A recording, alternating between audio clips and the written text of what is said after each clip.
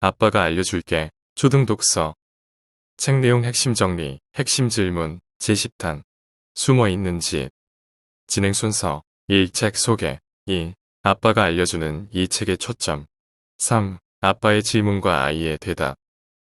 이번에 우리가 살펴볼 이야기는 1996년 출판된 숨어 있는 집이라는 책입니다. 오래전 책이기는 하지만 참 따뜻한 책입니다. 우선 책 속의 한 줄을 살펴봅시다. 새 나무 인형은 아무 말도 하지 않았습니다. 나무 인형이니까요. 하지만 틀림없이 옛날처럼 다시 행복해졌을 거예요. 가족이 생겼으니까요. 가족의 소중함을 생각해 볼 수 있는 책입니다. 줄거리를 살펴봅시다. 숲속에서 할아버지가 혼자 살고 있었습니다. 할아버지는 인형 3개를 만들어서 가족이 되었죠. 인형들은 창턱에 앉아 일하는 할아버지를 쳐다봅니다.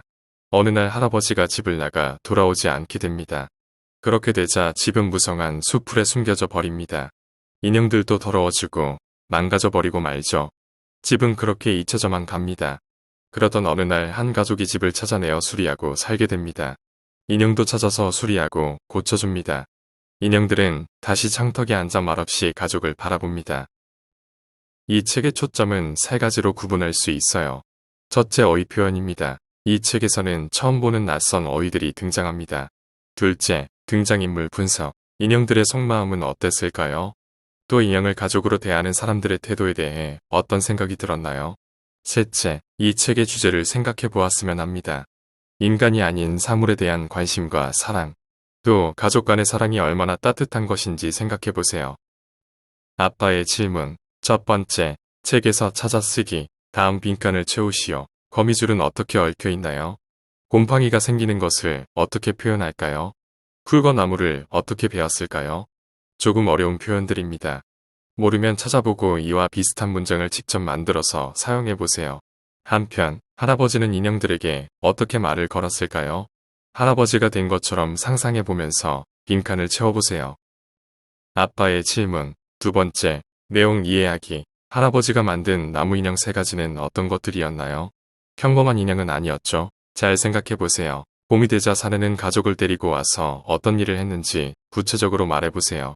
작가는 나무 인형이 말은 못하지만 행복해졌다고 추측을 했는데 왜 그런 추측을 했을까요? 집이 수풀에 잠겨 있을 때 어떤 일이 발생했으며 그때 인형들은 어떤 기분이 들었을까요? 여러분도 이 책의 작가처럼 인형이 행복해한다고 생각하나요? 그러면 여러분은 작가의 의도를 이해할 수 있을 겁니다. 아빠의 질문. 세 번째, 의미 생각하기. 할아버지와 인형들이 가족이 되었다는 표현에 대해 여러분은 어떤 생각이 들었나요? 여러분은 인형을 다시 고쳐주는 가족에게 어떤 말을 하고 싶은가요? 자유롭게 여러분의 의견을 말해보세요. 이 책에서처럼 여러분도 사람이 아닌 다른 것과 가족이 될 수 있을까요? 그럴 수 있다면 어떤 것과 가족이 될 수 있는지 이야기해보세요. 마지막으로 저희 집 아이의 대답을 살펴보죠. 할아버지가 만든 인형은 뜨개질하는 인형, 삽을 든 인형, 가방 맨 인형이었답니다. 여러분도 대답할 수 있었죠? 저희 집 아이는 가족이 될 수 있는 것에 장난감을 이야기했답니다. 장난감이 재미있기 때문에 가족이 되면 항상 재미있을 수 있기 때문이라고 대답했죠. 이상으로 초등독서 아빠가 알려줄게 10탄을 끝마치겠습니다. 어휘 익히기, 인물의 행동과 책 내용 생각해보기, 독창적 표현과 생각해보기. 이 3가지가 초등독서의 핵심입니다. 오늘 보여드린 질문을 활용해 집에서 가족들이 함께 이야기를 나누어 보세요. 여러분, 다양한 친구들과 행복하게 지내기 바랍니다. 지금까지 아빠가 알려줄게. 초등독서 아빠였습니다. 구독, 좋아요 부탁드려요.